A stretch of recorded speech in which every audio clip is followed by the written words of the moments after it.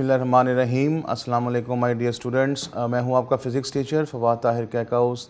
Welcome to spy group of colleges online classes. Students, आज हम lecture number 17 start करने जा रहे हैं। आज के लेक्चर में हमने नए चैप्टर का आगाज़ करना है जिसका नाम हमारे पास है करंट इलेक्ट्रिसिटी। स्टूडेंट्स, ये चैप्टर बहुत इम्पोर्टेंट है। इसमें बहुत सी नई बातें हम लोगों ने सीखनी हैं। प्रीवियस चैप्टर में हम लोगों ने इलेक्ट्रोस्टैटिक्स के अंदर चार्जेस के बारे में पढ़ा जो कि रेस्ट के ऊपर थे, और आज हमने इस लेक्चर में हमने चार्जेस के बारे में ही पढ़ना है, लेकिन वो चार्जेस रेस्ट पर नहीं होंगे, वो मोशन में होंगे। और the study of charges under motion is known as a current, और the study is known as a current electricity. तो हम लोगों ने यही बातें यहाँ पर पढ़नी हैं। आज के लेक्चर में जो हम लोगों ने पढ़ना है बेटा, उसके लर्निंग आउटकम्स आपके सामने हैं। हम इलेक्ट्रिक करंट को अंडरस्टैंड करेंगे कि करंट क्या होता है, चार्ज कैरियर्स क्या होते हैं, बहुत इंपॉर्टेंट चीज़ है ये। करंट थ्रू मेटालिक कंडक्टर, हम मेटालिक कंडक्टर में करंट किस तरह से फ़्लो करता है, और सोर्सेज ऑफ करंट क्या हैं। स्टूडेंट्स, ये सारी ही इम्पोर्टेंट बातें हैं, इनको आप लोगों ने जहन में रखना है। तो करंट के बारे में बेटा हम लोग अब पढ़ते हैं कि करंट हमारे पास बेटा जितनी भी हमारे पास इलेक्ट्रिकल अप्लायंसेस हैं, हमारे पास वो सारी की सारी करंट के ऊपर चलती हैं। जैसे कि आप जानते हैं कि हमारा बल्ब है, बल्ब में जब लाइट जब लाइट आती है तो वो चार्जेस के फ़्लो की वजह से आती है, करंट की वजह से आती है। फिर हमारे पास जो मोटर्स हैं, मोटर्स की जो कॉइल्स चलती हैं वो भी इलेक्ट्रिकल करंट की वजह से चलती हैं। तो जितनी भी इंडस्ट्रीज़ या होम्स के अंदर हमारे पास अप्लायंसेस हैं वो मोस्टली करंट के ऊपर ही ऑपरेट होती हैं।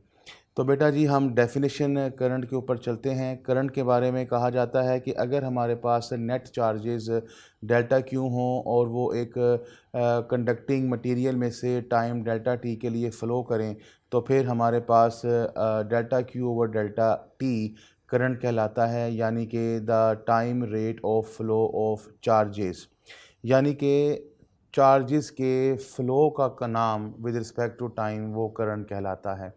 स्टूडेंट्स, मैं आपको एक बात क्लियर करता चलूँ कि करंट हमारे पास चार्जेस का फ़्लो है। चार्जेस हमारे पास दो तरह के हैं, पॉजिटिव भी नेगेटिव भी। तो दोनों के फ़्लो को करंट कहा जाता है। सिर्फ फ़्लो ऑफ पॉजिटिव चार्ज कहना गलत है, flow of electrons negative charge कहना ये भी मुनासिब नहीं। फ़्लो ऑफ चार्जेस इसकी डेफिनेशन है। तो चार्जेस चूँकि दोनों हैं, अब पॉजिटिव चार्ज हमारे पास हाई पोटेंशियल से लो पोटेंशियल जाता है, और नेगेटिव चार्ज लो पोटेंशियल से हाई पोटेंशियल जाता है। तो दोनों ही तरफ फ़्लो होते हैं, इसलिए करंट एक स्केलर क्वांटिटी है। ये बात ज़हन में रखिएगा, करंट वेक्टर नहीं है, ये स्केलर है। बेटा, यूनिट करंट का बड़ा इम्पोर्टेंट है। जैसे कि डेफिनेशन में आपने देखा कि this is equals to Q over T, तो बेटा हमारे पास इसका यूनिट एम्पेयर कहलाता है। बिकॉज़ आपको मालूम है कि क्यू हमारे पास उसका यूनिट कूलम है, और टाइम हमारे पास यूनिट इसका सेकंड है। तो हमारे पास करंट का यूनिट जो है वो कूलम पर सेकंड बन जाता है, जिसको हम लोग फिर एम्पेयर कहते हैं। एम्पेयर बहुत इम्पोर्टेंट डेफिनेशन है। ये ए एम एम्पेयर, आंद्रे मारी एम्पेयर एक फिजिस्ट गुज़रे हैं बहुत मशहूर, जिनको फादर ऑफ इलेक्ट्रोडायनामिक्स का ख़िताब दिया गया, उनके नाम से इसका यूनिट रखा गया है एम्पेयर। एम्पेयर क्या है जी, कि अगर आपके पास एक कूलम चार्ज किसी मेटालिक मटेरियल में से फॉर 1 सेकंड फ़्लो करे, if a charge of 1 coulomb flowing through a conducting material for 1 second, then the current is said to be 1 ampere. ठीक है बेटा, तो एम्पेयर की डेफिनेशन आप लोगों ने ज़हन में रखनी है। मैं फिर रिपीट कर रहा हूँ, if a charge of 1 coulomb flowing through a conducting material for 1 second, then the current is said to be 1 ampere। एक सेकंड के लिए कंडक्टिंग मटेरियल में एक कूलम चार्ज फ्लो करे तो फिर हम उस करंट को 1 एम्पेयर कहते हैं। बेटा, एम्पेयर की डेफिनेशन ये आपके सामने है, जो कि मैंने आपको बता दी कि if a charge of 1 coulomb flowing through a conductor for 1 second, then the current is said to be the 1 ampere. Charge carrier क्या होता है? बेटा चार्ज कैरियर्स वो हमारे पास उस चीज़ का नाम है जिसके फ़्लो को हम लोग करंट कहते हैं। मींस कि मैं आपको बताना चाहता हूँ कंडक्टिंग मटेरियल में, यानी कि हमारे पास कंडक्टिंग मीडियम कोई भी हो सकता है, मेटल का, एल्युमिनियम का, सिल्वर का, कॉपर का, कोई भी हो सकता है, जिसके अंदर वो पार्टिकल्स जो सर्व करते हैं, जो रखते हैं charge. In conducting material particles serve to carry charge. ठीक है जी, वो पार्टिकल्स जो सर्व करते हैं, कैरी चार्ज करते हैं, उनको कहते हैं हम चार्ज कैरियर। मिसाल के तौर पर बेटा अगर मैं आपके साथ डिस्कस करूं कि हमारे पास मेटल्स हैं जिसको आप सभी जानते हैं, जैसे कि कंडक्टर है, कंडक्टर के अंदर हमारे पास फ्री इलेक्ट्रॉन्स होते हैं, वो इलेक्ट्रॉन्स हमारे पास चार्ज कैरियर कहलाएंगे। ठीक है, वो जो फ्री मूविंग इलेक्ट्रॉन्स होते हैं जिनके फ़्लो को हम लोग करंट कहते हैं, तो वो इसकी डेफिनेशन को क्लियर करते हैं कि वो कंडक्टिंग मटेरियल के अंदर particles serve to carry charge. ठीक है, तो ये इलेक्ट्रॉन्स कहलाते हैं। तो ये इसकी छोटी सी एग्जांपल मैंने आपके साथ शेयर की चार्ज कैरियर की। और बेटा एक्सपेरिमेंट्स में ये देखा गया है कि चार्ज कैरियर की motion which causes an electric current is due to the flow of charge carriers, कि इलेक्ट्रिक चार्ज के अंदर जो इलेक्ट्रिक करंट है वो चार्ज कैरियर्स की मोशन ही होती है, चार्ज कैरियर का फ्लो होता है। जैसे कि मैंने अभी आपको कहा कि कंडक्टिंग मटेरियल में फ्री इलेक्ट्रॉन्स हैं, तो फ्री इलेक्ट्रॉन्स जब मूव करेंगे तो वो चार्ज कैरियर्स हैं, यानी कि चार्ज कैरियर्स फ्लो कर रहे हैं, उसी का नाम इलेक्ट्रिक करंट है।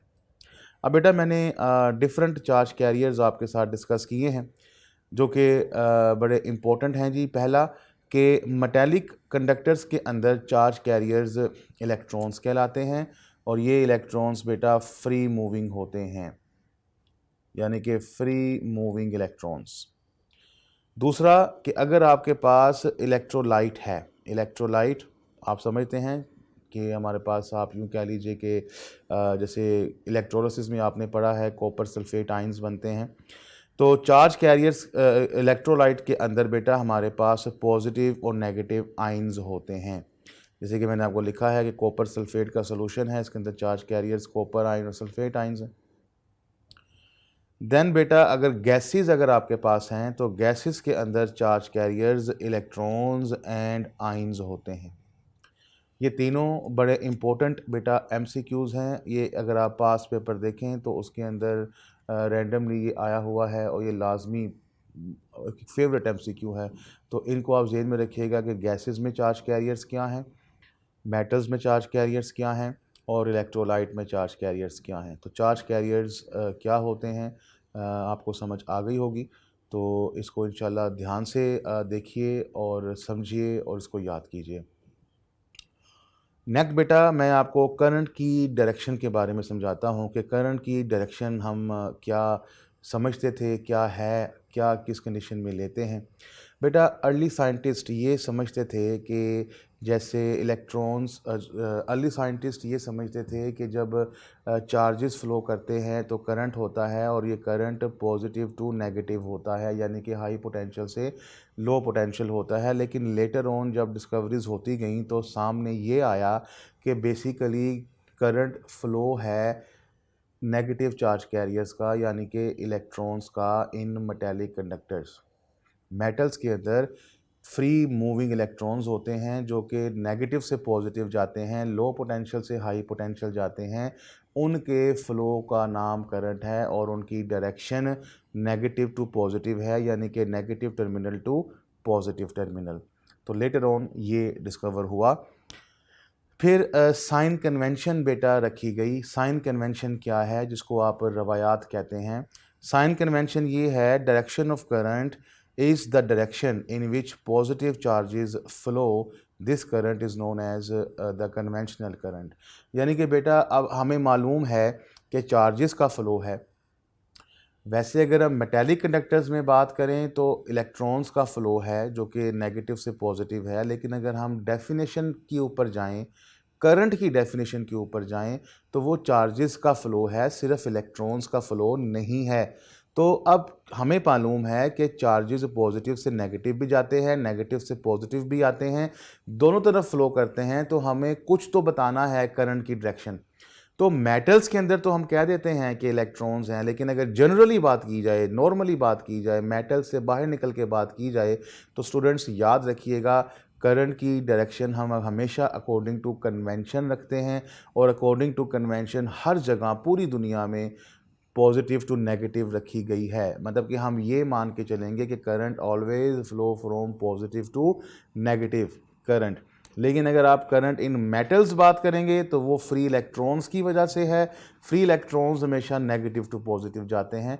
तो अगर स्पेसिफिकली पूछा जाएगा तो आप उसके लिहाज से बात करेंगे, लेकिन अगर जनरली पूछा जाएगा तो आप हमेशा कन्वेंशन को फॉलो करेंगे।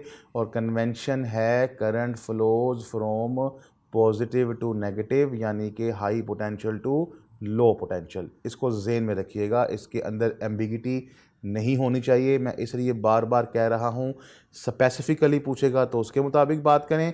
अगर वो जनरली पूछता है, लाइक मैं आपसे कहता हूँ बेटा करंट की डायरेक्शन क्या है, तो आप कहेंगे सर पॉजिटिव टू नेगेटिव। लेकिन अगर मैं आपसे कहूँ बेटा मेटल के अंदर, मेटालिक कंडक्टर के अंदर करंट की डायरेक्शन क्या है, आप कहेंगे सर जी नेगेटिव टू पॉजिटिव, क्योंकि बिकॉज ऑफ इलेक्ट्रॉन्स होता है। तो ये बात को जहन में रखिएगा। अब बेटा यहाँ से आपको बड़ी इंपॉर्टेंट डेफिनेशन कन्वेंशनल करंट की मिल जाती है, जो कि अभी आपने पढ़ी। तो conventional current is the current due to the flow of the positive charges, यानी कि ऐसा करंट जो हाई पोटेंशियल से लो पोटेंशियल की तरफ जाता है, उसको कन्वेंशनल करंट कहते हैं। तो the current which flows from a point at high potential to a point at low potential is known as conventional current. अब बेटा अगर वो करंट जो नेगेटिव से हाई जाता है उसको क्या कहते हैं बेटा, उसको इलेक्ट्रॉनिक करंट कहते हैं। ठीक हो गया। तो स्टूडेंट्स याद रखिएगा ये बात, मैं आपको दो बातें बताने लगा हूँ।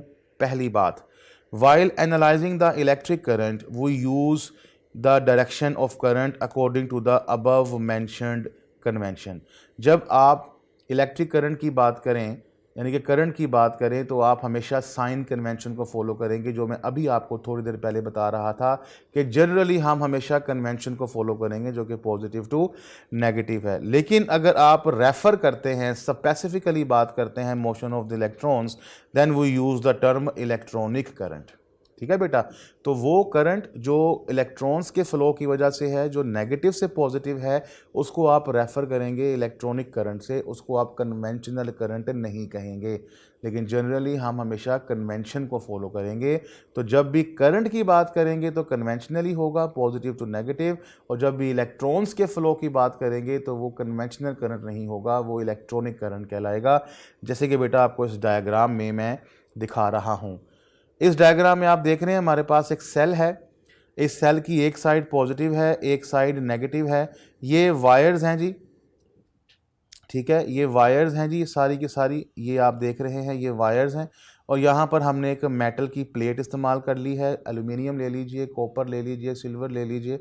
उसके अंदर से फिर वायर को कनेक्ट करके हमने नेगेटिव को पॉजिटिव से अटैच कर दिया। और आप देख रहे हैं कि मेटल के अंदर हमारे पास क्या मौजूद हैं जी, फ्री इलेक्ट्रॉन्स हैं। फ्री इलेक्ट्रॉन्स हमारे पास कहाँ से कहाँ मूव करेंगे, नेगेटिव टू पॉजिटिव। और ये डायग्राम आपको क्लियरली दिखा रही है कि पहले इलेक्ट्रॉन का फ्लो नेगेटिव से शुरू होता है और फिर वो कहाँ चल जाता है, पॉजिटिव में। तो ये इलेक्ट्रॉनिक करंट यानी कि मेटल के अंदर करंट के फ्लो की डायग्राम है। इससे आपको क्लियर हो जाएगा कि मैं क्या कहना चाह रहा था। जी बेटा, अब हम लोग चलते हैं current through a metallic conductor की जानिब, कि मेटालिक कंडक्टर में एक करंट हम कैसे फ्लो करवाते हैं। स्टूडेंट्स, मेटल्स के अंदर आप सभी जानते हैं कि वैलेंस इलेक्ट्रॉन्स पाए जाते हैं। ठीक है, वैलेंस इलेक्ट्रॉन्स हमारे पास एटम के पास वैलेंस शेल के अंदर होते हैं। The valence electrons are not attached to the individual atoms but are free to move about within the body। ये फ्री होते हैं, ये बॉडी के अंदर एक पॉइंट से दूसरे पॉइंट पर आसानी से मूव कर जाते हैं, इसलिए इनका नाम फ्री इलेक्ट्रॉन्स होता है। ये हम सभी लोग जानते हैं। फ्री इलेक्ट्रॉन्स बेटा रैंडम मोशन में होते हैं, ये भी आपको मालूम है। जैसे कि मॉलिक्यूल्स ऑफ अ गैस होती है कंटेनर के अंदर, और यही फ्री इलेक्ट्रॉन्स हमारे पास मेटल्स के अंदर क्या कहलाते हैं, चार्ज कैरियर्स। ठीक है बेटा। अब ये जो स्पीड होती है इन रैंडम मूविंग इलेक्ट्रॉन्स की, ये डिपेंड करती है टेम्परेचर पे। तो जो आप बेटा टेम्परेचर बढ़ाते हैं, टेम्परेचर बढ़ाने से इनकी रैंडम मोशन जो है वो इंक्रीज़ हो जाती है। यानी कि टेम्परेचर डिपेंडेंट होती है। ये बात ज़हन में रखिएगा, इंपॉर्टेंट MCQ है। ये बेटा मैंने एक पीस ऑफ वायर कंसिडर किया है, जो कि आप देख रहे हैं। एक वायर का मैंने छोटा सा पीस कंसिडर किया है। इसके अंदर आपको ब्लू कलर के और येलो कलर के सर्कल्स दिखाई दे रहे होंगे। ये जो बेटा येलो कलर के हैं, ये हमारे पास एटम्स हैं, लैटिस एटम्स हैं। एक ही मटेरियल के जो लैटिस एटम्स होते हैं वो हैं। और ब्लू कलर के हमारे पास फ्री इलेक्ट्रॉन्स हैं, जो कि इसके अंदर रैंडमली मूव कर रहे हैं। आप देख रहे हैं इनकी मोशन रैंडम है। अब हम ये जब कर रहे हैं तो बेटा जितना भी रेट इलेक्ट्रॉन्स का वायर के एक एंड से दूसरे एंड तक है, उतना ही फ्लो इलेक्ट्रॉन्स का दूसरे एंड से पहले एंड तक है। यानी कि the number of electrons moving towards right is equals to the number of electrons moving towards left, जिसकी वजह से इनका नेट इफेक्ट कैंसिल हो जाता है और हमें करंट का एहसास नहीं होता, करंट फ्लो नहीं करता।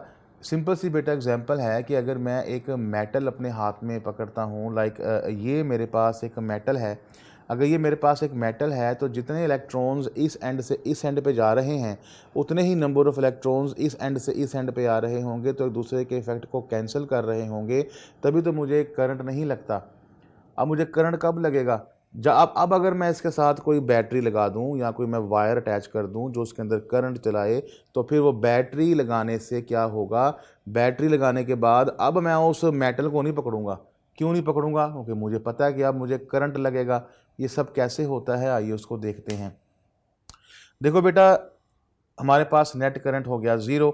अगर हम इस के वायर की एंड्स को बैटरी के साथ कनेक्ट कर देते हैं, तो बेटा बैटरी के साथ कनेक्ट करेंगे तो एक साइड हो जाएगी पॉजिटिव, एक साइड हो जाएगी नेगेटिव। तो पॉजिटिव साइड और नेगेटिव साइड जब आ जाती है तो हमारे पास उसके बीच में इलेक्ट्रिक फील्ड डेवलप हो जाती है। जैसे कि आप डायग्राम में देख रहे हैं, इलेक्ट्रिक फील्ड हमारी पॉजिटिव से नेगेटिव है। बेटा ऐसा करने से हुआ क्या? ऐसा करने से हुआ ये कि जो फ्री इलेक्ट्रॉन्स हैं वो अब इलेक्ट्रिक फील्ड के अंदर मौजूद हैं। इलेक्ट्रिक फील्ड फ्री इलेक्ट्रॉन्स के ऊपर क्या लगाएगी? फोर्स लगाएगी। फोर्स जब लगेगी तो इलेक्ट्रॉन्स हमारे पास मूव करना शुरू हो जाएंगे, लेकिन against the electric field, because ये नेगेटिव चार्ज पार्टिकल्स हैं और नेगेटिव चार्ज पार्टिकल्स के ऊपर इलेक्ट्रिक फील्ड के अगेंस्ट फोर्स लगेगी।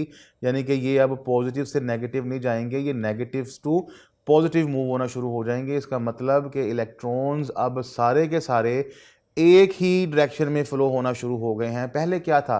पहले ये था कि number of electrons moving towards this direction is equal to the number of electrons moving towards this direction, then the net effect is 0। अब क्या है? बैटरी लगाने के बाद सारे के सारे एक ही डायरेक्शन में फ्लो कर रहे हैं। अब इनका नेट इफेक्ट 0 नहीं होगा, इस वजह से मुझे करंट लगेगा, because electrons are moving in the same direction. तो बेटा हमारे पास ये हो जाएगा, लेकिन मैं बता दूं कि ये अगेंस्ट द इलेक्ट्रिक फील्ड जाएगा। अब इस बात का आप लोगों ने नोट करना है कि force experience by the free electrons does not produce a net acceleration. ये बड़ी इंपॉर्टेंट बात है। क्यों? बिकॉज इलेक्ट्रॉन्स जब मूव करते हैं तो वो कंटिन्यूसली लैटिस एटम्स के साथ टकराते रहते हैं। देखिए जी, अब एटम्स हमारे पास स्टेबल तो है नहीं, एटम्स हर वक्त मोशन में हैं। अब इलेक्ट्रॉन्स यहाँ पे वाइब्रेट कर रहे हैं, ये इलेक्ट्रॉन आ रहा है, तो इलेक्ट्रॉन जब जाएगा तो माइट भी पॉसिबिलिटी है कि वो इस एटम के साथ टकरा जाए। इसके साथ नहीं टकराएगा तो अगले वाले के साथ टकरा जाएगा। यानी कि इलेक्ट्रॉन जो है वो कॉन्टीन्यूसली एटम्स के साथ टकराता रहता है, जिसकी वजह से हम उसका नेट एक्सेलरेशन जो है वो नहीं फाइंड कर सकते। तो फिर क्या होगा? ऐसा होने से हो क्या रहा है? ऐसा होने से ये हो रहा है कि इलेक्ट्रॉन्स जब जब टकरा रहा है, तब तब वो अपनी काइनेटिक एनर्जी लैटिस एटम्स को ट्रांसफ़र करता जा रहा है। यानी कि the overall effect of these collisions is to transfer the energy of accelerating electron to the lattice with the result that electrons acquire average velocity। अब वो एवरेज वेलोसिटी अटेन कर लेता है, जिसकी वजह से उसका एक्सेलरेशन नहीं आ पाता, और उसकी एवरेज वेलोसिटी को बेटा हम लोग नाम देते हैं drift velocity of the free moving electrons. तो ड्रिफ्ट वेलोसिटी एक इंपॉर्टेंट शॉर्ट क्वेश्चन है, वो आपसे पूछ सकता है।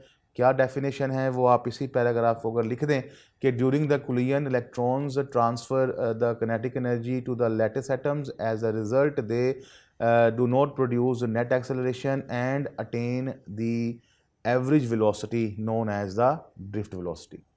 तो ये बेटा इंपॉर्टेंट डेफिनेशन है जो मैंने आपके साथ शेयर की, आप यहाँ से देख भी सकते हैं अगर आप भूल जाएं, लेकिन याद रखिएगा फिर वही बात कि ये अगेंस्ट द इलेक्ट्रिक फील्ड होगा।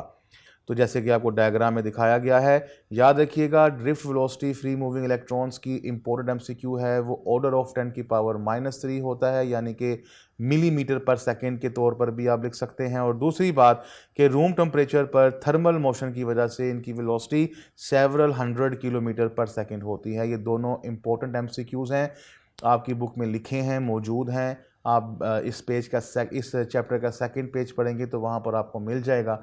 ये बड़ा इंपॉर्टेंट एमसीक्यू है, इसको जहन में रखना है आपने। तो बेटा इस तरह से इलेक्ट्रॉन्स एक मेटालिक कंडक्टर में फ़्लो करते हैं। मैं आपको अगेन समराइज़ कर देता हूँ। समराइज़ ये है बेटा कि मेटल वायर के अंदर without battery number of electrons moving towards right equals to number of electrons moving towards left, so the net effect is zero, so current is zero. जब आप बैटरी लगा देंगे, बैटरी लगाने से एक एंड हो जाएगा पॉजिटिव, दूसरा एंड हो जाएगा नेगेटिव, तो फिर इसके अंदर इलेक्ट्रिक फील्ड जनरेट हो जाएगी और electrons against the electric field positive negative to positive move करना शुरू हो जाएंगे। और तमाम इलेक्ट्रॉन्स जब एक ही डायरेक्शन में फ़्लो करेंगे तो फ्लो ऑफ इलेक्ट्रॉन्स हो जाएगा, जिसको हम इलेक्ट्रॉनिक करंट कहेंगे। तो हमें करंट का एहसास होगा। अब ये करंट हमारे पास during the motion of the electron, इनकी नेट एक्सेलरेशन वो नहीं गेन कर पाएंगे। क्यों नहीं कर पाएंगे? During the motion electrons collides with the lattice atoms, और जब जब वो कोलाइड करेंगे अपनी किनेटिक एनर्जी उनको ट्रांसफ़र करते जाएंगे। जब किनेटिक एनर्जी ट्रांसफ़र होती जाएगी तो वो एक्सेलरेशन नेट नहीं कर पाएंगे, तो उनकी वेलोसिटी सब की फिर एवरेज लेनी पड़ेगी।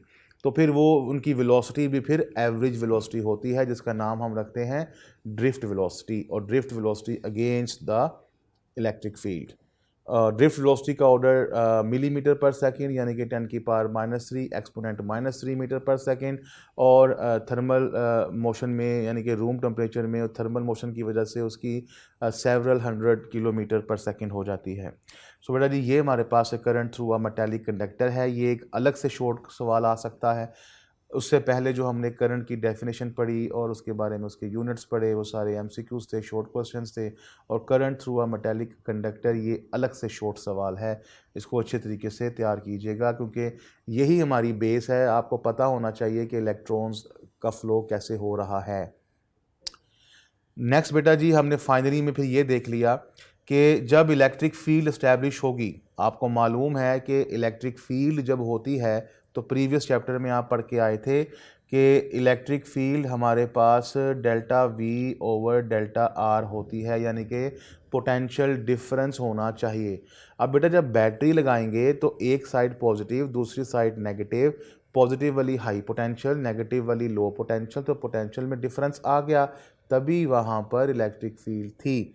अगर आपके पास कांस्टेंट अमाउंट ऑफ करंट है, अगर आपको कांस्टेंट करंट चाहिए तो इसके लिए ज़रूरी है कि आपके पास पोटेंशियल डिफरेंस भी कांस्टेंट होना चाहिए। अगर पोटेंशियल डिफरेंस कांस्टेंट नहीं है, कभी आप पोटेंशियल बढ़ा रहे हैं, कभी आप पोटेंशियल कम कर रहे हैं, तो करंट भी आपके पास कांस्टेंट नहीं रह सकता। लिहाजा यही बात आपको बताई गई है कि when electric field is established in a conductor, a steady current is established in a wire when a constant potential difference is maintained across the ends of the wire. तो ये बात बड़ी इंपॉर्टेंट है, इसको ज़हन में रखिएगा कि अगर आपको कांस्टेंट अमाउंट ऑफ करंट चाहिए तो आपको कांस्टेंट पोटेंशियल डिफरेंस रखना है। अब कांस्टेंट पोटेंशियल डिफरेंस रखने के लिए हम पढ़ते हैं सोर्सेज ऑफ करंट। हमारे पास अलग से शॉर्ट सवाल है, इंपॉर्टेंट शॉर्ट सवाल है, आसान है। बेटा सोर्सेज ऑफ करंट में हम लोग बताते हैं कि अगर आपको when two conductors at different potentials are joint, यानी कि दो कंडक्टर्स हैं, उनके डिफरेंट पोटेंशियल्स हैं, तो वो उनको एक वायर के ज़रिए हम अटैच करें तो उसमें से करंट फ्लो होना शुरू हो जाएगा। मिसाल के तौर पर एक मेरे पास कंडक्टर ये है, एक मेरे पास कंडक्टर ये है, इनको अगर मैं किसी वायर के थ्रू अटैच करता हूँ, लेट्स से इसका पोटेंशियल प्लस है, इसका पोटेंशियल माइनस है, तो इसके अंदर करंट चलना शुरू हो जाएगा जिसको मैं आई कहता हूँ। तो ये इसमें करंट चलना शुरू हो जाएगा और इनके दरमियान में कांस्टेंट पोटेंशियल डिफरेंस होगा। In order to have constant current the potential difference across the conductors और the ends of the wire should be maintain constant. वही बात जो मैंने अभी आपसे थोड़ी देर पहले आपके साथ शेयर की है। अच्छा जी, this is achieved by connecting the wires of the terminals of a device called sources of current. ये अचीव कब होगा? जब आप उसको एक डिवाइस के साथ अटैच कर देंगे जिसको सोर्स ऑफ करंट कहेंगे। बेटा मिसाल के तौर पे ये आप देखिए, यहाँ पर ये मेरे पास एक सेल लगा है जिसको आप सेल भी कह सकते हैं या आप इसको बैटरी भी कह सकते हैं। इसको हमने वायर्स के थ्रू इस लाइटेड बल्ब के साथ लगा दिया।